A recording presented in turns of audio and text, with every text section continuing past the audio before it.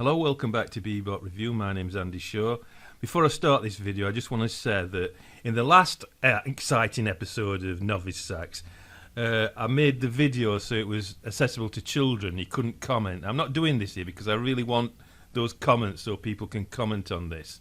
But what I want to say is keep your comments clean, because this really is aimed at children, you know, from say like 14 upwards. So just watch your language, right? Because I want to keep comments open in kids, like any kids who are watching, they want to make some comments about the actual what I'm actually saying, okay? But it's not just aimed at children. I mean, I've made these videos so they're aimed at people who are starting up jazz improvising. You know what I mean? It's called Novice Sax, you know. So I want the comments open, okay? But keep it clean, right? So in this episode, what I'm going to do is we're looking at two solos, right, on the same tune. The tune is written by Eddie Cleanhead Vinson. Here's a picture of him. This album is actually on YouTube, so I'll put it in the link below, and the Cannonball Adderley one as well, right?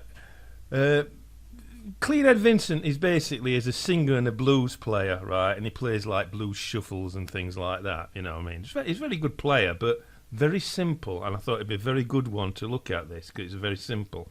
Cannonball Adderley plays on the same tune, but it's a more advanced solo, right? So it'd be interesting to look, and I can compare and tell you why Cannonball Adderley is more advanced than Eddie Vinson, right? If you listen to Eddie Vinson's solo, I'm going to play it now and you can listen to it. If you listen to his solo, to me it sounds worked out. It sounds like a worked out solo. He's playing very simply. He's playing motive development, right? And his phrases are all four bars in length, right? And he comes in. One thing you want to listen to when you listen to this is that Vinson never starts a phrase on beat one anywhere. All the phrases, there's a lead in, right? So it keeps the music swinging. It's a very swingy, this. So even though it's very simple and it's a very kind of worked out solo compared to the Cannonball Adderley anyway, it still keeps your interest. It's very repetitive as well. It still keeps your interest because he's not starting beats, not starting the phrases on beat one, and the music is just swinging and flowing. It's very, very good solo, this, even though it's extremely simple, right? So I'll let you listen to Eddie Cleanhead Vinson, but that's what I want you to listen to, right? I want you to be listening to the way the phrases are played, all pretty much over 4 bar lengths, right? And very simple, very repetitive, with motive development, and just simple leads in that don't play on beat one, okay? So have a listen to Eddie Cleanhead Vinson on his own tune, which is his signature tune, Kidney Stew.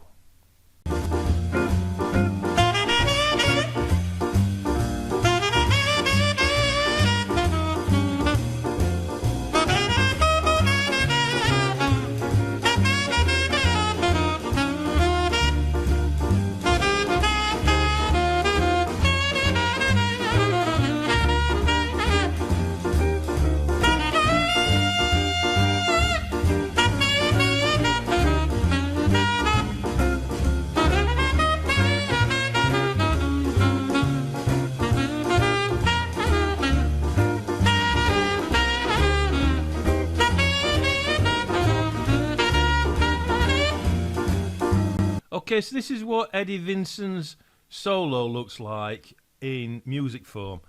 If you look, it's a B flat blues, which is G for alto saxophone. So you've got the F sharp there. 12 bars, C, 1, 2, 3, 4, 5, 6, 7, 8, 9, 10, 11, 12. 12 bar blues. If you look there, he's using, that is chord 4 in G. So G, A, B, C. So he's using a 4-1 cadence. So this is basically kind of like a turnaround. You go in 5-4-1, right? In Britain we call that plagal when you go 4-1. But this is kind of like a turnaround, taking you back to the beginning. Then we go into chorus 2. If you look at the way he's playing, all the phrases seem to be 4 bars, right? I know you're looking at this phrase here. It goes ba-da-da-da, ba-da, and then he repeats it, so it's motive development here. But that is basically over 4 bars. This bit here where it goes ba-da-ba-da-ba-ba-da-ba-da-ba, that bit there, see, is actually part of this here. right? It's part of that phrase, and this is answering this. So it's again, we're going over 4 bars, basically those 4, and then he's doing the same again. So you've got a lead in here to this, and then again over 4 bars. You say, I know some of you are saying, well, there's nothing there. That is just three beats with nothing happening. But in jazz, 3 beats with nothing happening is actually something happening, right? It's 3 beats with nothing happening. That is all part of the tune. The silence is part of the tune as well. Again, another lead in here, you see, to this high note here, and then we're running down, okay, and it finishes there. So again, more 4 bars. And then another lead in to this bit here, and then 4 bars. And then this is a lead into here. Notice that Vinson never starts any phrase on beat 1, especially here. This is the worst part. There is always a lead in, lead into begin, lead into that. All the phrases have leads. See, that's not on beat 1. See, nothing's on beat 1. And it makes the music swing when you do that. Don't ever play on beat 1 if you can avoid it, right? I'm not saying don't play ever. I'm just saying it's something you should be thinking about. Don't play on beat 1 because it really kills swing if you're doing that all the time. Now, what I want to say about this solo is this kind of leading here, leading 4 bars, leading 4 bars, leading 4 bars, leading 4 bar phrase, leading 4 bar phrase. It can get really monotonous, this, if you're doing this all the time, and it can get really boring. But because it's only 2 choruses, right, and it's kind of like, what he's doing is kind of like we're going back to the old Delta blues, the blues singers who used to sing in 4 bars, and then somebody answered in 4 bars, and then you got 4 bars. So an instrumentalist, you sung, and then you answered yourself with 4 bars, then sung again a line, then answered yourself. You know what I mean? It's going back to that because this is what this is. It's kind of like this old-fashioned type blues, even though it's a shuffle. You know, it's more recording in 1950s. We're really going back to 1920s. You know, people like Robert Johnson and stuff like that. You know what I mean? Even though it doesn't sound like Robert Johnson, it's basically structure is very similar. 4 bars. This solo, it's very easy if you listen to it a few times. You can sing it very, very easy, you know what I mean? It's almost like it's a vocal solo that he's playing an alto saxophone, whereas you don't quite get that with the Cannonball Adderley one, even though it's lovely to listen to. It's more instrumental, which I'll show you later on. So we've got 4 bar phrases, never started on beat 1, very simple and repetitive, okay? If you look at these chords here, we've got very simple, basic blues chords, right? Basically, tonic chord, we're in G, right? Alto saxophone G. It's a B flat blues, remember, in concert would be B flat. We've got G for 4 bars, then we've got C, which is chord 4 for 2 bars, then back to chord 1 for 2 bars, G, and then we've got this 5, 4, 1, right? Which is kind of like a turnaround, right? Which is taking you back to this, okay? Thing is, you've probably noticed that these chords are not just simple G major chords, the G7 chords. When you get something like that that's in a blues, they call special function dominants. What it is a dominant chord, that is chord 5 of any key, is called dominant. It has dominant function. That is, it's got a drive in that wants to go to chord 1. But here, it's being used as a tonic chord, right? So it's called a special function dominant, right? It's a dominant chord that is G7, that makes it dominant, right? But it has the function of a tonic chord. So it's same with all these. That's a special function, that's special function. These are all special functions, except that D7, that's not. That is a special function chord. This is driving in. So you've got to remember that we still got tonic function. That is the music still operating as tonic here, subdominant here, tonic here, and then 5, right, which is a dominant chord. Moving to 4, right, which is moving to 1. This is obviously, again, special function, this G7 chord. Right, so we'll just have a look how it's actually constructed now, the solo, I think. Okay, so we're looking at the solo. We'll look at this first bit here, right? I just want to talk about this bit here. I'll just circle it so you can see what I'm talking about. This triplet here. If you look, that triplet is basically an arpeggio, a C major arpeggio, C, E, G, and then moving up to these 2 Bs here. So it's a lead into these 2 Bs, because Vincent don't want to start on beat 1. Sounds a lot better if you just run up to it like that. So what we've done is we've moved from C, E, G, and we've jumped that up to D, right? So it's starting like, if this was C, that'd be the ninth. You know what I mean? Like a D, E, G. It makes it more interesting to start doing things like that. This is actually, in jazz terms, we actually call this M1, G. Right? A triplet that starts like this, that starts by a step and then moving by a major third, or a minor third in this case, right, and then up to another third, up to the B, right? This is called M1G, right? And it's a pause. If you see, it's there, and there's another one here. Can you see? Because he's using motive development. See, he's using the same thing, and then he's just altering the phrase here to make it interesting. If you look at this one here, this is different, this triplet, when it's leading into this C chord. You see, this one here. That's kind of like the opposite. We're moving up by a minor third, or a third. In this instance, it becomes a minor third. And then by step, so it's opposite to that. That's step, minor third. This is minor third, step. Right, this one here is called M1. Any kind of arpeggio that moves up is called M1, right? And this is called M1J, if I can just write it in. J, right? M1J, right?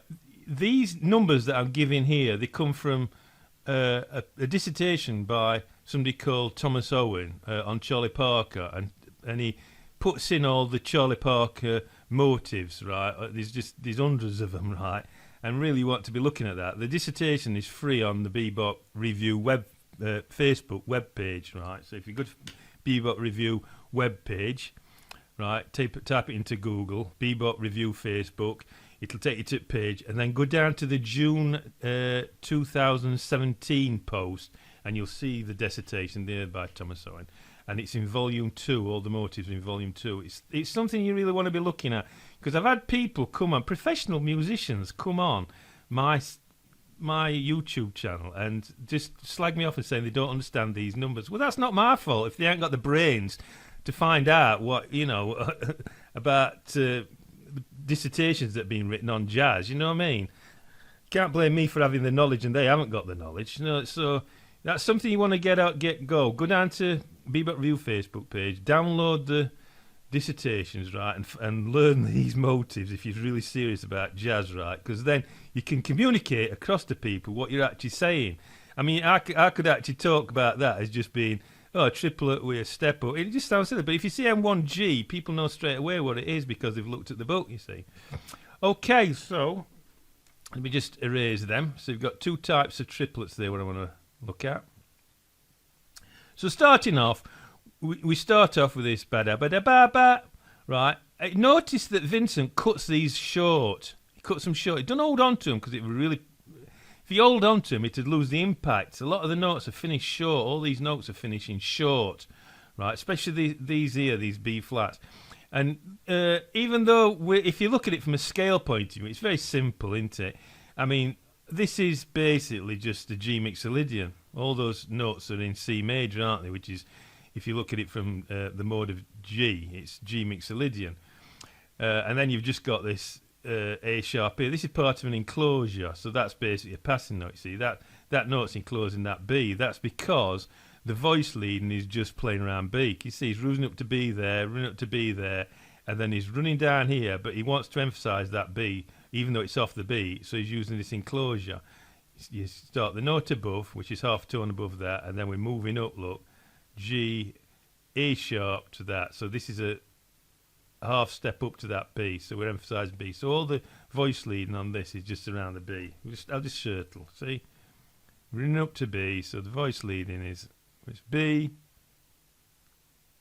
B, up to there, and then it's all running down right to that B. So it's all at B. So it's pretty good voice leading that. And then here, when he's using this, he's actually switching here, can you see, to C7. He's starting here, because we've got that C on B. If you look at that there, just looking at this bit here, from here to here, he's also emphasising C7. So he's starting C7 here, but he's also playing a G and a B, which is matching that G7 chord there. Can you see? That's matching the G7 chord, these two notes, right? These two notes here, this G and this B. Right, so he's emphasising C7, but also two notes from G7 as well. So it's quite clever that, you know what I mean? The ones that are on beat are emphasised C7. So I would say he's trying to get C7 here. We've got definitely C7 here. Look, C, and then we've got the E on beat, which is part of C7, a G, look, and then an A, which is the 6th or the 13th. So definitely moving into C7 here, which is anticipating chord number 4, which is here. And then the voice lead's gone up. We're at B, and now it's took us up to C. So can you see C? But notice that he's emphasising this B flat, right? Which he did here. This, you could say this A sharp here is a B flat. He's using that B flat to emphasise the change to the subdominant. We're in the subdominant here. We're on C7, right? So we kind of like move to the key of F for 2 bars, right? So he wants to emphasise that B flat to tell you. So he's put a B flat in, and then another one there. But notice how when he plays, if you listen to how he plays, he cuts that short, that note there, short. Okay, and then here, look, we're emphasising a B flat on beat. See, another one here. So he's telling you that we're actually playing subdominant here. We've got plenty of B flats, another B flat there, look, running down. And then we're changing here to this G7. He's emphasising the 7th of the G7. So again, very, very strong. If you want to emphasise a chord change, emphasise either the 3rd or the 7th, because that's really telling you what the chord is. And then we've got another, this is an enclosure, which is telling you we're at B. So we were at, the voice line was at C. Can you see? C. He's running down. This is just a phrase ending. Here we're playing around at B flats, and this chord, this changing tone here, which is half a step above that C and half step below, which is emphasising that B. So we've actually moved from C to B. It's not moving in line, but there is a definite way that the voice line is moving. And then we just finish this phrase off here with this DG. But all the music is actually run from here to that B, right? He could have gone all over the place, but that's what he wants to get to, right? It's just a simple movement from there to there. Now, if this was a great musician like Charlie Parker, you would see a line running down, taking that beat would be really, really brilliant. But Charlie Parker's a genius, right? Which Eddie Vinson is not a genius, but he's a good player. So that's taking out to that B, and then he's starting this next 4-bar phrase here, right, to take you this D7. Now that note is wrong, isn't it? That note's wrong against that D7 chord, because D7 is D, F sharp, A, C. That note is not in. But the thing is, if you play a flat 3rd, right, on a blues against the 7th chord, that is called a blue note. It's a flat 3rd, which is a blue note, which gives it a bluesy sound. So he's going for a bluesy sound there. See what I mean? He's playing straight into it and giving you a bluesy sound. And he's emphasising it again, and then he's running down to D. So we've got this bluesy sound, right, which is off, and then we're just running down to that D, which is the same as the chord. Now he's playing this C7, this 4 here, so we're going from 5. So the chord here is 5, and then we're going to 4. It's a 4/7. This. So this is plagal. We're going to that special function tonics. This is what you call a special function. This is also a special function chord because it's a 4/7, right? It's a dominant chord, but it doesn't have dominant function because it's moving here to 1. So it's actually really. It's a special function subdominant. It's got subdominant function because it's a 4 chord, but it's moving to 1. So it's going 5, 4, 1. Hope you understand that. And here, look, see, he's emphasising those B flats. So he's really telling you that we're now emphasising this C7 chord because we've got these B flats right on B. See what I mean? Right on that B. And then he's jumping down to this G, which is the 5th, and then we're jumping down to this B, which is emphasising. See, we've gone from B flat to that B there. Can I just circle it? and that is now telling you you're in that G7 chord, because it's the third of G7, isn't it? And then we're running here, look, G's to E, and finishing. It's interesting how it's finishing on that E, isn't it? But it doesn't really matter, because that's where the whole thing finishes, look, and he's emphasised G, G, lots of G's, because he can actually finish where he wants, right, as long as it's within the chord, I suppose. Right, so then we're playing this line here, which is, this is a half step lead up. It's kind of like a leading note, what they call it. I forgot what they call them now, but that's moving up, simply just an effect that's bending up to that D there. See that D? And then he bends this note. He don't play it like that. I can't write exactly how he plays, because it'd be so complicated, this music. It just won't make any sense on it. But he kind of like hits this note and he's bending it. He seems to be bending it down and then back up again. And just here, right, on this bit here, he seems to have gone back to C7. So he's putting a C7 here, see? And he's playing that B flat, which is part of C7, and then going up to B. So the chord is G7, right, because we're playing that B's. Even though it's off beat, we're using half step in.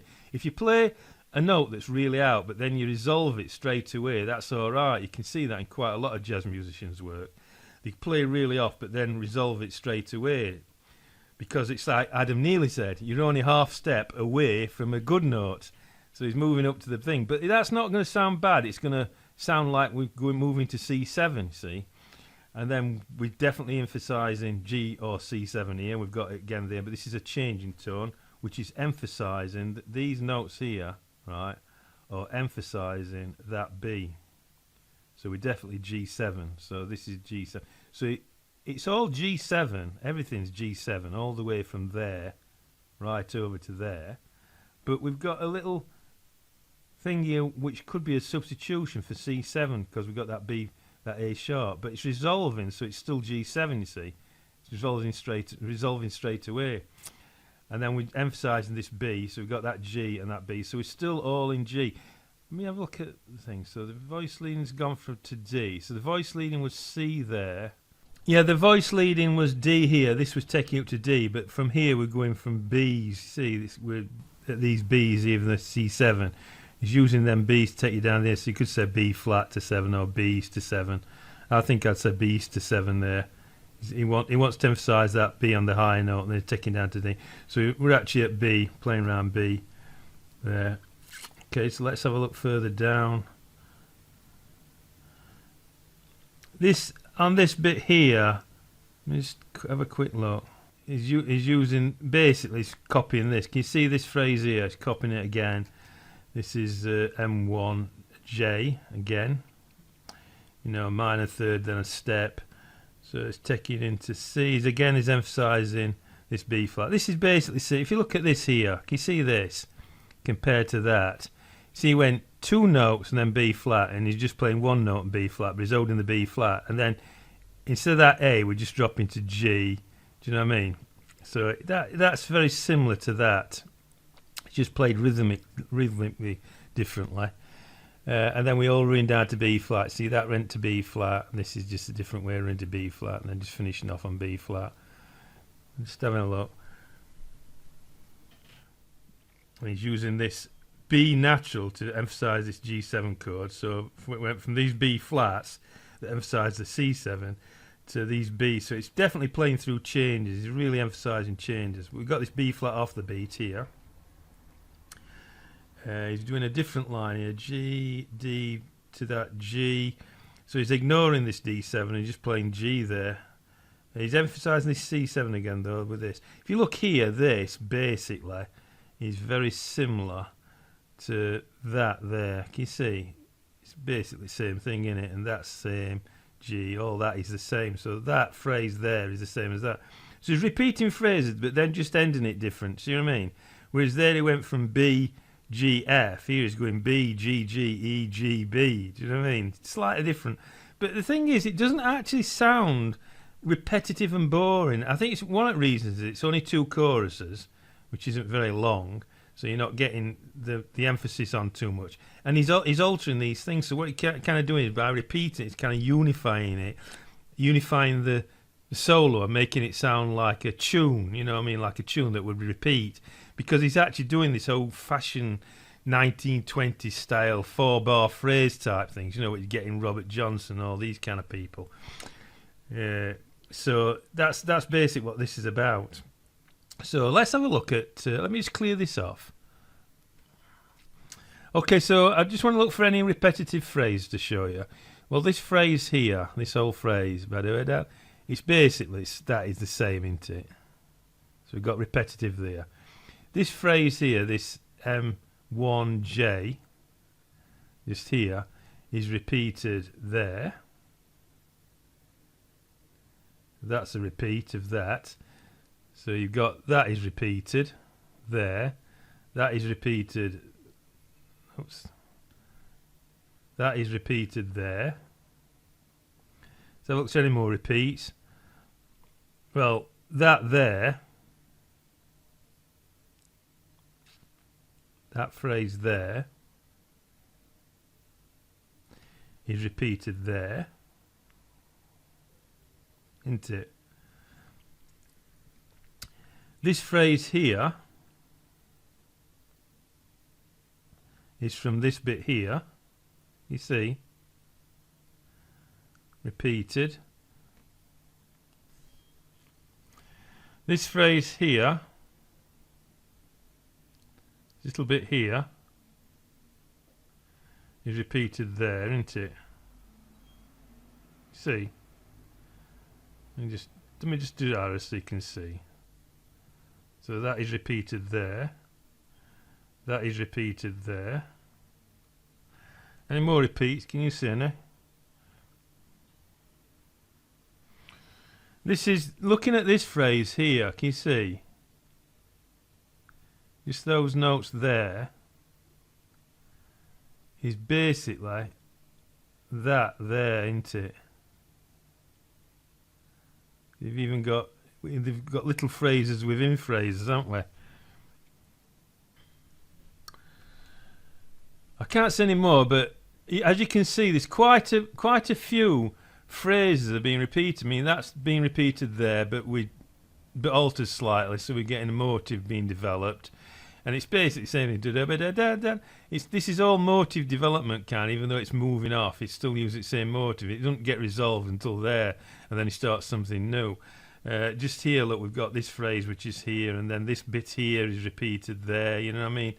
So you've got quite a few things that repeat. I'm just looking at ender notes. At repeating ender notes. Yeah, if you look there, can you see end of that note there? See that there, which is there. See, just let me show you. That there is there, but it's also there. Can you see? So let me just circle it and show you. See that there? The ending is there. See, that ending works for him, so he's using it. He's using it again there, and he's using it there. I can't see any more places that he's using it, but you can see that there's a hell of a lot of repetitiveness, and yet the solo sounds alright because because of the way it's played. He's playing these 4-bar phrases that are giving this old 1920s style. It's not 1920s music. It's like it's a blues shuffle, you know, like typical 1950s stuff way of playing. But this kind of 4-bar stuff with a shuffle type, you know, it goes right back to 1920s, and because he's doing this 1920s thing with the 4 bars and the 4-bar answer and you know, like that, it just works, even though this repetitive stuff's not sounding boring. So really, it depends on the type of way you're playing, whether all this kind of stuff is going to work. I mean, it's like working simple music like rock and roll music and blues and things, but it won't work very well, this, if you go into modern jazz. Start sounding a bit repetitive and people won't want to listen to it. So, you know what I mean? It's very appropriate. It's very important to see what the appropriate way of playing is. And this is very good playing. You could actually play this on a tune like, you know, a Charlie Parker tune like Now's the Time, which is just a simple riff tune. It just goes da-da-da-da-da-da-da-da-da-da. And if you're playing it like that with simple beat and not all that complicated stuff Charlie Parker puts in, you could play something like this and it sound all right, you know what I mean? So, I think I'm just trying to see if there's anything else I can say about this solo. You could actually look at yourself. See, we've got we've got a changing tone there that's actually, I missed that. There's a changing tone there, can you see, which is taking you to that A. So that's emphasising A. So we're going from them C's down to B to A, yeah. So it's a B, so the A is going to that A there, you see. And then that A is going to that G, but it looks in it. So it's actually constructed fairly well, this solo, even though it's very, very simple. Yeah, can't see what else. It's funny how a lot of these players who play blues, they like to, on the second chorus, they like to really hold on to that note, don't they? Jesse Davis did it in the first solo I showed you. He were holding onto that C, where it's C, and then he bent it up, didn't he? Oh, where it's C to C sharp, I don't know, C sharp did he? I can't remember. It was bent it up, and he's doing the same. He's holding on to that. And Cannonball Adderley did the same in this next one I'm going to show you as well. So I think that's about it for that. Looking at overall, it's a quite good solo, this, even though it's very, very simple. I think it's a very good one for a novice to learn, and you'd probably be able to play it if you play a blues with a big band or something. Adapt it to a big band playing or whatever, so you can have if you're an alto sax, lead alto sax player in a big band, whatever, you could adapt it to that. Okay, so let's have a look at the next solo, which would be Cannonball Adderley playing exactly the same tune. Okay, so this is looking at the second solo. This one is Cannonball Adderley. It's off this album. It's called Backdoor Blues, and it's the Cannonball Adderley Quintet, which is featuring Eddie Vinson. What happened is, Cannonball Adderley and Eddie Vinson are basically friends, and Vinson's career were waning a bit during early 60s, and Cannonball Adderley was on the up, as a jazz. I mean, Riverside Records are getting free reign to do whatever he wanted, so he invited Vinson onto one of his records and they played Vinson's tunes basically, and to revitalise his career, Adderley himself. The funny thing about this album is, on some albums that I've seen, it says that Vinson is playing alto sax, but if you listen, it's clearly not Vinson. It's Cannonball Adderley. I know Cannonball Adderley really well. I know his sound and his style and everything. This is definitely Cannonball Adderley playing. Adderley's playing following Vinson's vocal. Vinson does the vocal, and then Adderley comes in and plays, and you can tell straight away it's just more advanced. It starts off with the M1G arpeggio, right, which I've showed you what Vinson did in the first solo. But instead of playing the third as Vinson did, it hits straight away on the ninth of the chord. So you get a much more interesting sound straight away. It's much more modern. So I'll let you listen to this. Notice something else. Even though Cannonball Adderley is doing like 4-bar phrases, he kind of drifts off a bit. Again, he's getting away from this 4 bars all the time, you know what I mean? So it ends up becoming more instrumental than a vocal type alto sax solo. So have a listen to Cannonball Adderley on Kidney Stew.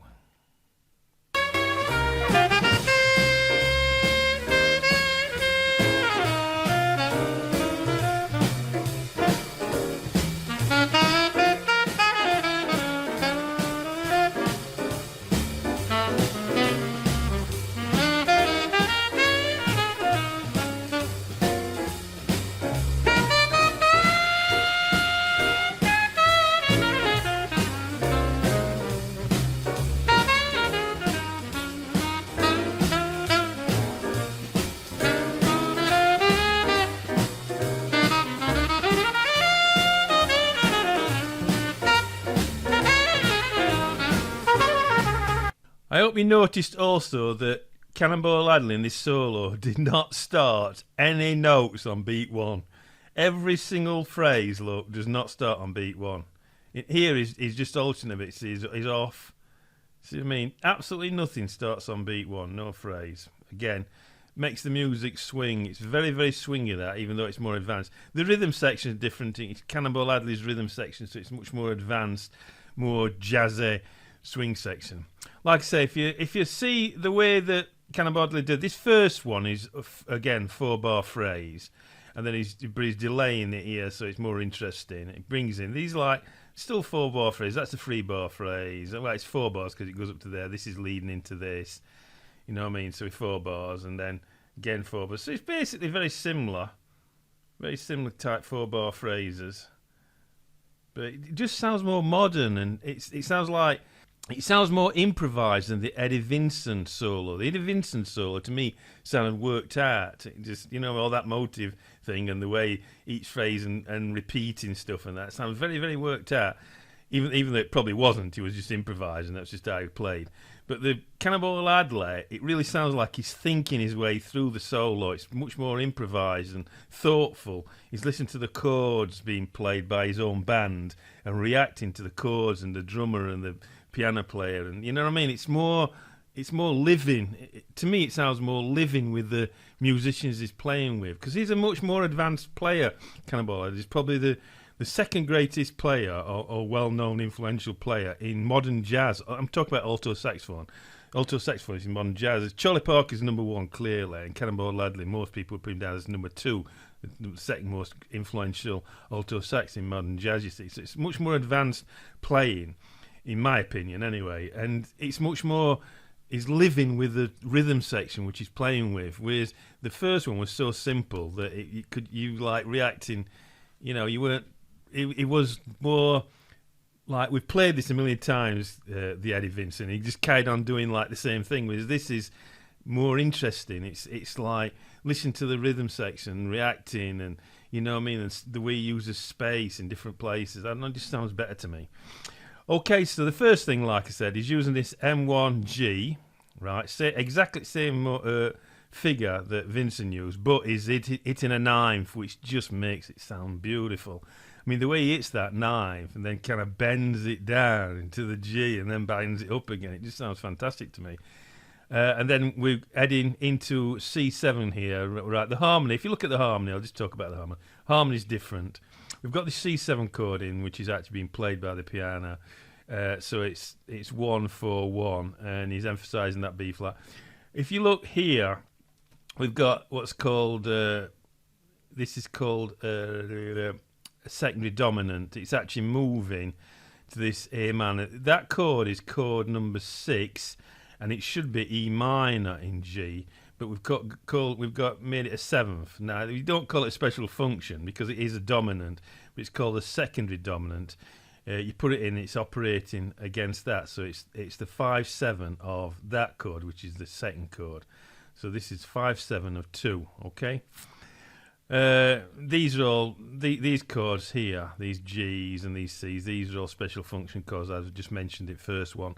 Just here, we've got a very jazzy turnaround. Instead of using that 5-4-1 that Vinson used, which would go very well in that kind of style, that old-fashioned style. Here we've got very jazzy chords, 2-5-1. You know what I mean, driving the music. So we've got 6-2-5-1, a 6-5, 2-5-1. You know, secondary dominant. Going, so it's just driving the music, right? So it's more advanced, this, you know what I mean? So this is kind of solo. You want to learn the Eddie Vinson solo first, and then go into this and look at it. So basically, we're playing a ninth here, then we're emphasising this C7 chord with that B flat. This figure here, let me get my thing. Let's see if I can. Right, this figure here, which is part of that there. See that? That's called M2, where you go up and then back down again. So Dave Baker says the middle note emphasises the chord, which you can see here, but it's basically, that's kind of like elaboration. It's used a lot in modern jazz, that. In fact, you'll see it all over the place. It's here, can you see? So you've got another M2 there, played quickly as a quick elaboration. We've got any more, yeah, another one here, look. M2 elaboration. Right, that's a variation. Right, this is elaboration. It's called M2B. Just write that in for you. So these are all called M2. This particular one's called M2B because it moves up by a third if you look. Let's have a look. Any more? Yeah, another one there. Look. Oops. Any more? Got a load there, but that's part of the thing. Another one there. See? Another one there. So lots of lots of M2s around, elaborating the music, right? Which is a very modern jazz thing to do. I mean, these figures again come from Charlie Parker's the dissertation by Thomas Owen and Charlie Parker, and they're all in there. So this is very modern jazz type thing to do. If you look there, this is quite clever. How he's using the triplet, this triplet here. Look, he's using M, this bit here, from here to here. That is M. Oops. That's M1G. Right. But this one here, see from here to here, that is M1J, which we've talked about, M1J. So look, he's creatively using different versions of M1, and he's using this what's called a converging figure to kind of lead you in. Right, it's kind of like an enclosure. This you're going C, and he's moving to that B, and then this is moving up. You see, but he's using a triplet instead. So is it? If you're getting, it's kind of like an enclosure. That I think I'd call that a proper enclosure. So he's using it as a triple. So it's all done in triples. So it's quite clever, that, isn't it? Is anything else interesting? Just looking at this here, I've just been looking at this little figure here, and it threw me a bit because I thought it was something called M3, which is 3 chromatic notes running down, but it's not 3 chromatic notes running down. It's a half step and then a full step. And when you get a half step and a full step like that in that group, it's usually looking at a changing tone, so you would expect to be there. So I just look round I just had a quick look round, and if you look at that figure there, can you see those 3 notes there are the same as that? And if you look, it jumps down and then does go to B. So this is a changing tone, right? So that's basically what I was looking for here. But what he's done is he's come down in this triplet, and he's already done it there. Look, gone to that B. So he's obviously don't want to do it, repeat it again. See, Eddie Vinson would have just repeated it again, but this is more modern jazz, you see, Cannonball Adderley. So he's dropped down, but instead of playing a B there, he's gone and he's just moving off into something else. So he was going to play a B, but he's decided to jump off, and then he resolves the B here late. Can you see? That B should be there, right? But he's resolving it there, and he's just playing this G tonic here. They were running chromatically up to there. It's quite interesting, this solo, which you'd expect from Cannonball Adderley. I'm just looking at how he's actually playing. It looks like he's playing. Have you seen these C chords here, these C7s? Right, C7 is chord for it. Well, the C major 7 would be the 7th of a G key of G, wouldn't it? But these are all dominant chords, like special function chords, aren't they? You know what I mean? This has got like subdominant function, I suppose, but we're actually in a 7th chord instead. If you look how he's playing, them notes there, G, A, B flat, G, A, he's kind of still sticking to G, which means he's playing on the top end of this chord. Now, so instead of playing C, E, G, B flat, he's doing it from G, so it's G, B flat, D, which would be the 9th, and then F, which would be 11th, right? Now let's just see if that's true. G.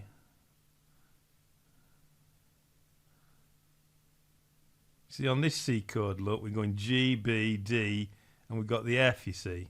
So he's playing in G minor. He's switching from G7, which would be Mixolydian or whatever, and he's switching to G minor for the C7 chord, which is the top end of a C7 chord, right? He's playing the higher intervals, if you know what I mean.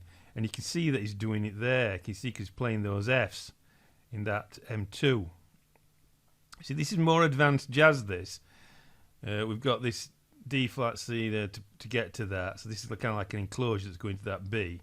But what he's doing is he's not playing C7 as it's there. What you would play is you'd just play an F thing.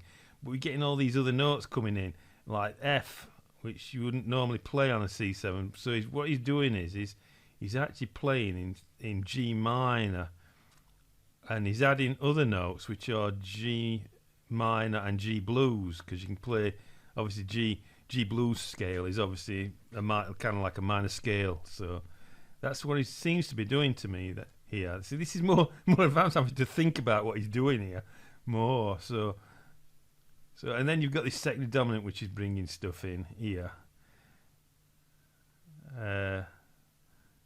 He's playing a straight M1 there, taking this voice leading up to that B. So he's going down to that B, and then this is all going up to that B, and coming down, and then going to that B. So it's similar to Eddie Vinson in that he's keeping around simple notes. See, that's I'll just write that in. This here, I can just do it with mouse. That's the change you call M5. I'll just write it in. It's called M5, that.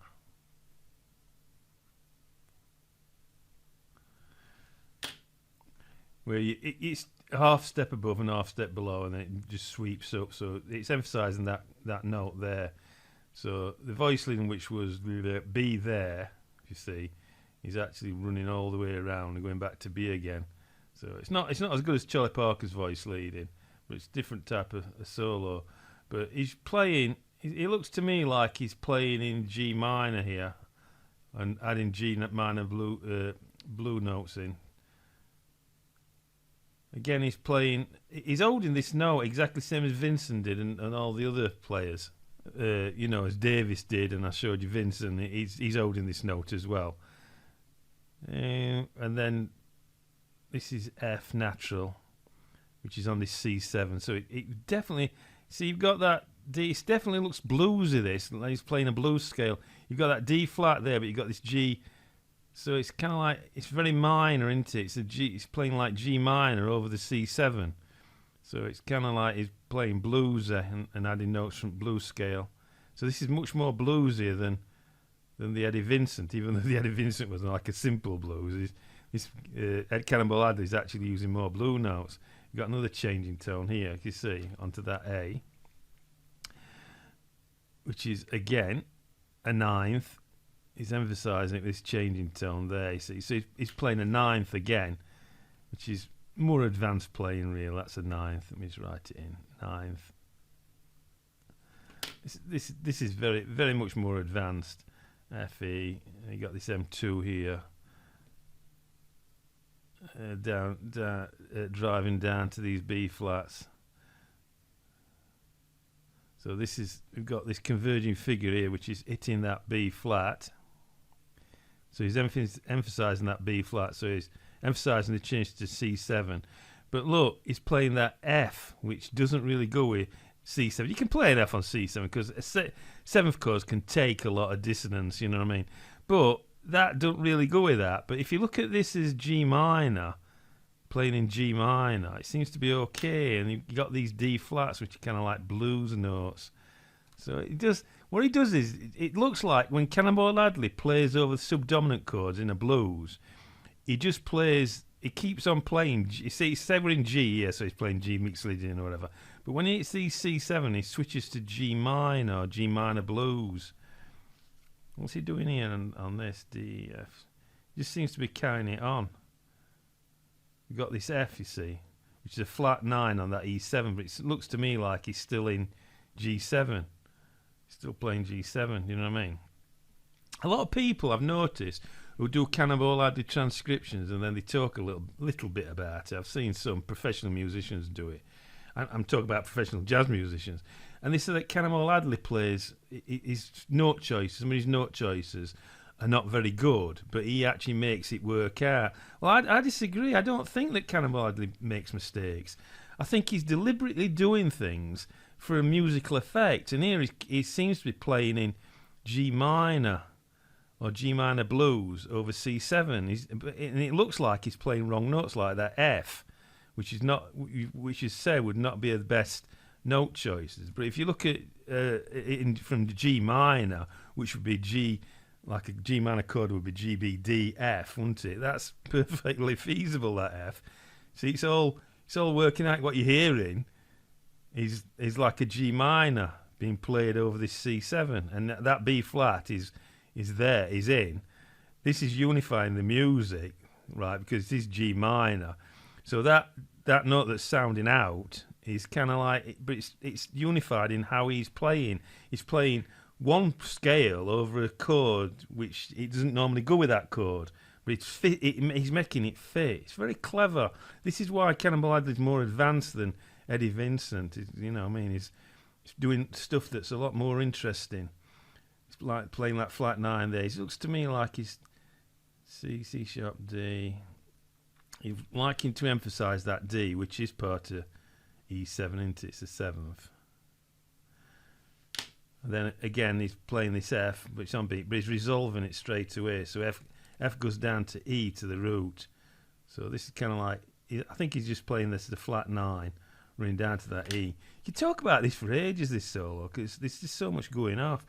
This is like an adaptation of Charlie Parker, this kind of stuff, which Charlie Parker would run up triplets in. Not so much, he wouldn't do a thing like that, running up to a top note. What it's doing, it's taking voice lean back up to that. What Charlie Parker would do is he'd use something very fancy chromatically. But that's all. This is very much modern jazz, taking the line back up, usually by M1, but we've got two, and it's taking up to that D. So that's all running down there, and then to that C. And then that's all running down to G. So it's quite interesting. Let me have a look. Yeah, if you look at these, can you see these two M2s here that I showed you? Well, look at the notes that they're leading to. The elaboration, again, it's G7, but he seems to be playing that B flat, so he's emphasising, it looks like he's emphasising the C7 chord there, but I think we're in G minor again. See, he's hitting that F, can you see there? Look at these notes, you've got the B flat, you've got the G, which is going G7, and then the D, which is going to G7. So this is elaboration, this B flat, da da da, and this M2 is elaboration to get to those two notes, to get to that G there, and to get to that D there, if you can see. You see? It's very clever. And then we seem to be C here, C, G there, so we are actually in C here. Got C, B flat, G, and then F again, which is F, G, which is kind of like a lead into that F there, to that G there, sorry. Yeah, it's very clever. It's like I said, with this solo, because it's more advanced, you can spend a hell of a lot of time just looking to see what Cannonball Adderley's actually doing. Do you know what I mean? I'm actually giving you one version of what I think he's doing, but somebody else on YouTube might be analysing this solo and see something completely different to what I see. But I actually do see Cannonball Adderley moving, when we get to these C chords, he's actually moving into a minor. He's playing minor, basically G minor, or he's playing G minor blues. It does seem to be that. And he's not really playing over the C7. Well, he is. He's playing over C7, but he's not playing, like a C Mixolydian scale, which would be like F, playing F. He's actually playing G minor and emphasising that F, right? Right. So that F's on beat, which you wouldn't actually play that if you're playing C Mixolydian. You won't put a C. You won't put a C as an important note, whereas he's doing it. He's playing it there on beat to elaborate with. So it does look like that's, and like this C sharp and that is all C sharp D, C sharp D. That's just a passing note, but these notes B flat B. Could be wrong. I might be wrong, but it does look like he's playing G minor there. Okay, so I'm not going to go on about this anymore because this video is getting too long anyway. But this is a more advanced solo, right? So if you've learnt the Eddie Vinson simple solo, the kidney stew one, which you should be looking at, seeing how Eddie Vinson has constructed that solo, which is easy to do compared to this one, and then start looking at this later on, or actually play it and see if you can hear what Cannonball Adderley's doing. But this is a more jazzy solo, So if you're playing in a tune that's a blues and more jazzy, this would work better. Even though it sounds simple, it's actually not as simple as it looks. I mean, what Cannonball Adderley's doing is actually it's quite advanced, you know what I mean? There's more advanced chords in, there's putting out these M2s in elaboration, lots of changing tones, look.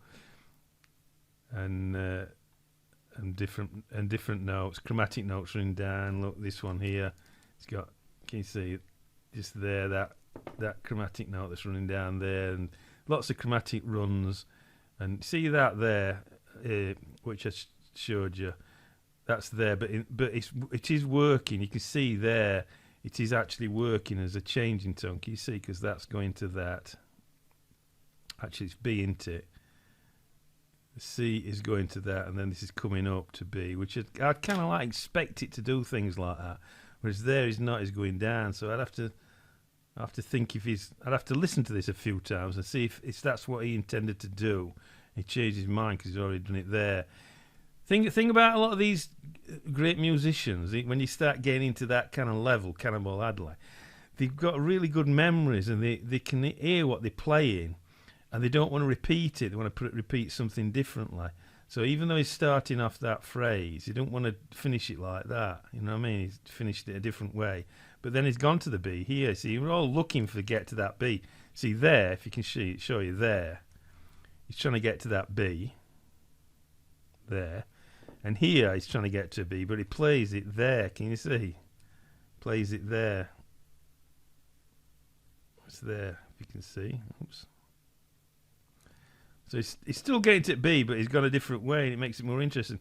And then we've got this run up here, C, D, which is same, but he don't finish it on G, he just carries it on into this E chord, and then finishes on E, which is emphasising the E chord. So he is using similar type phrases, but much more cleverly finished off. Anyway, I can go on. I can talk about this for ages and ages and ages. Just keep looking at it myself and seeing parts, but I don't want to do that. I've given you something to think about in this. 2 great solos for the novice saxophone to play and study, to look at and actually see what these players are doing. One by blues singer, saxophone player Eddie Vinson. Very simple way of playing, but still good. And one a really great saxophone player, Cannonball Adderley, more advanced, and much more interesting to listen to, but more jazzy. Probably if Cannonball Adderley played this over the first solo that we did with Eddie Vinson with that simple background, it wouldn't sound as good. It sounds very exuberance, great exuberance, that first solo, didn't it? Whereas this one's more jazzy, more interesting. It's more for your connoisseur, this solo. Okay, so we'll leave it at that, and I will see you in the next novice sax lesson. Okay, bye.